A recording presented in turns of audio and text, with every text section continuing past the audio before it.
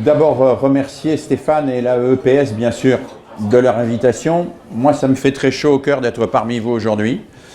Très chaud au cœur de me sentir avec vous à la fois solidaire, chaleureusement, dynamique, comme le disait François Lavie tout à l'heure.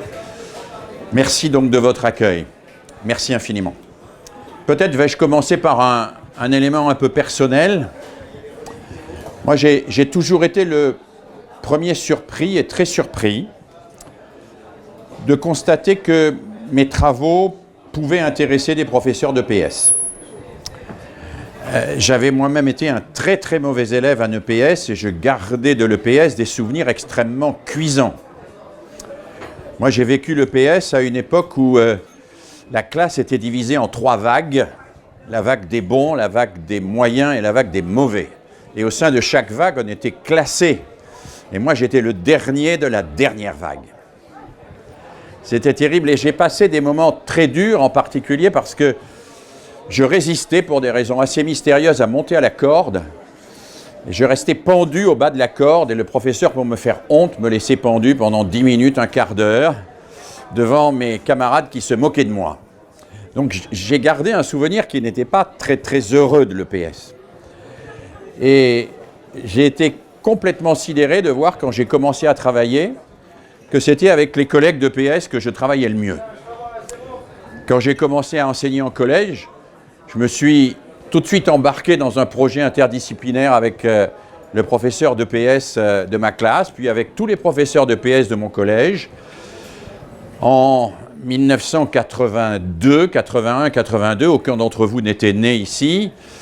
Il y a eu ce qu'on a appelé la rénovation des collèges. J'étais à ce moment-là un formateur qui intervenait dans les collèges pour la rénovation des collèges. Et dans tous les collèges où j'allais, où on essayait de mettre en place des projets, eh bien, chaque fois, les professeurs d'EPS répondaient présents, ils étaient là, on travaillait avec eux, et c'était un vrai bonheur que ce travail avec eux.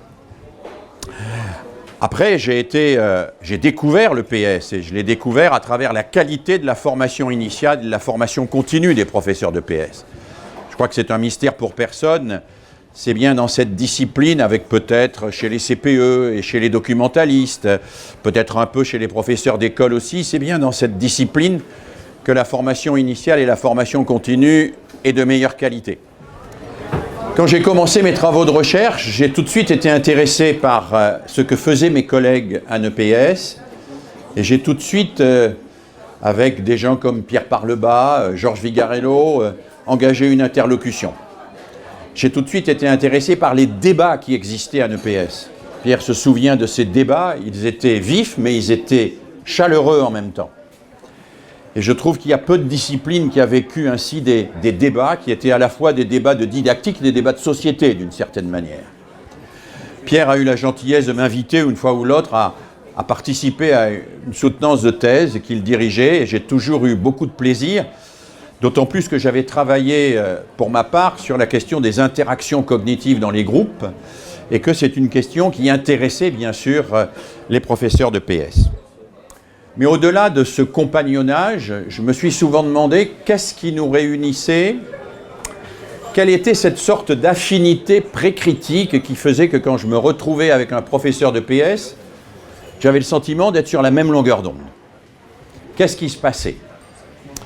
Bien, je crois que nous partageons le même attachement à la pédagogie. Le même attachement à une pédagogie qui s'efforce de prendre en compte à la fois les finalités de l'éducation, les connaissances scientifiques sur l'éducation, et qui est attentive à mettre en œuvre des pratiques rigoureuses, et qui cherche à organiser ce triangle entre les finalités, les connaissances nécessaires pour éclairer la pratique, et la mise en œuvre rigoureuse des pratiques. Et puis en allant un peu plus loin, il me semble qu'avec les professeurs de PS, tels que je les rencontre et que je les côtoie, nous avons ensemble quelque chose, alors je sais que ce n'est pas un concept très stabilisé, mais quelque chose qui relève d'une même attitude par rapport aux élèves. Une attitude que je ne saurais pas définir d'une manière scientifique précisément, mais qui relève d'une sorte d'exigeante bienveillance ou de bienveillance exigeante. une forme d'accompagnement qui est à la fois très soucieux de fournir des outils et très respectueux de l'engagement de la personne. Et je trouve que là, on est vraiment au cœur de la pédagogie. Être soucieux de fournir des outils, parce qu'il n'y a pas de liberté du vide, les gens ont besoin d'être nourris, d'être aidés, d'être accompagnés, et en même temps, les gens ont besoin de sentir que c'est eux qui sont interpellés, que je ne vais pas agir à leur place, et que j'interpelle leur liberté. Et je crois que cette attitude-là, cette attitude qui est authentiquement pédagogique, nous la partageons. Et puis, il me semble que dans le projet même de l'EPS aujourd'hui, il y a quelque chose qui nous réunit. J'ai eu l'occasion de le dire quand certains collègues sont venus m'interviewer pour me demander ma perception de l'EPS et pourquoi ça me paraissait très important aujourd'hui d'intervenir et de travailler sur cette discipline. J'avais dit à ce moment-là, je crois que nous vivons un temps où il y a le danger de retour du corps primaire, du corps pulsionnel. Et que face au corps primaire et au corps pulsionnel, nous avons besoin de disciplines qui permettent de retrouver le sens de l'intention, qui permettent de refonder le geste derrière la gesticulation, pour faire passer le geste intentionnel devant ou au-dessus de la gesticulation. Faire passer l'activité avant l'activisme. Retrouver au fond le sujet dans une société qui a tendance à dissoudre ce sujet. Et je trouve que là, il y a quelque chose de fort dans ce que fait le PS aujourd'hui. De fort qui est un acte de résistance par rapport à une situation où le sujet soit instrumentalisé par la publicité ou les médias, soit nié, soit récusé, soit dissous dans une multitude d'activités. Au fond, moi, ce que j'ai souvent trouvé chez mes collègues de PS, c'est l'idée d'un appel à l'intentionnalité de la personne, à l'intentionnalité du geste. C'est cet appel à l'autre, en tant qu'il est un sujet, qu'il doit exprimer une intention, et que cette intention, elle va se manifester dans une activité sportive, dans une activité motrice, simplement, dans une interaction avec les autres, et qu'on va sortir de cette dispersion absolue pour retrouver une manière de se projeter dans quelque chose qui nous construit. Et ça me relie très fortement aux professeurs d'éducation physique et sportive. Alors, si je voulais vous dire ça, c'est parce que je crois que nous sommes attachés ensemble à la pédagogie. Mais la pédagogie ne se porte pas très bien.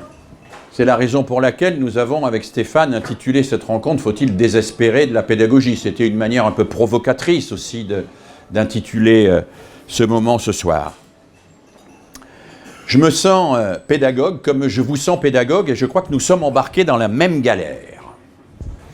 Et que nous sommes les uns et les autres invectivés par certains ou certaines qui nous disent « Mais qu'allez-vous donc faire dans cette galère de la pédagogie ?» Alors c'est vrai que c'est une galère qui prend l'eau depuis quelque temps quand même. Hein. La France n'est pas particulièrement le pays de la pédagogie. La France est le pays qui a toujours préféré Voltaire à Rousseau. D'ailleurs, vous avez un très grand boulevard Voltaire à Paris et un tout petit square Jean-Jacques Rousseau, qui est assez difficile à trouver d'ailleurs sur les plans de Paris. La France a toujours préféré l'esprit venimeux et brillant à la fois de Voltaire, au caractère un petit peu studieux, besogneux, un peu torturé et compliqué de Rousseau. Elle a toujours préféré ceux qui se débarrassent des problèmes avec une formule, comme c'était le cas de Voltaire, à ceux qui travaillent les problèmes en profondeur, quitte à se confronter parfois à des questions complexes qu'ils avouent ne pas pouvoir résoudre. Alors en France, oui, il vaut mieux être Voltaire. Il vaut mieux être Voltaire que Rousseau. Voltaire suscite l'enthousiasme, Rousseau est caillassé. Il a été caillassé un peu partout, là où il s'est trouvé, ici d'ailleurs, dans ce quartier, au moment de la sortie du Contrat social et de l'Émile. Vous savez que ces deux livres sont sortis exactement la même année et que le Contrat social est même repris quasiment textuellement dans l'Émile. Ce sont ces deux textes fondateurs en termes philosophiques. Il a dû quitter Paris sous les huées, sous les cailloux. Et aujourd'hui, on reçoit encore quelques cailloux quand même, les pédagogues. Quelques cailloux, c'est pas nouveau. J'ai retrouvé dans les archives un débat qui date de l'époque de Jules Ferry, 1882. 1882, création de l'école républicaine. Jules Ferry confie à Marion le cours de sciences de l'éducation à la Sorbonne. Et Marion inaugure son cours par une leçon qu'il intitule « Il n'y a qu'une seule méthode et c'est la méthode active ». C'est le titre du cours. Je fais un clin d'œil à Pierre, c'est le titre du premier cours de sciences de l'éducation donné à Paris par Marion à la Sorbonne. Les instituteurs de l'époque suivent ces cours de Marion avec assiduité, mais très vite, Marion est attaquée de tous les côtés, et en particulier par les grands intellectuels de l'époque. Il y en a un qui se caractérise parmi eux par son caractère brillant, voltairien, intransigeant, il s'appelle Brunetière.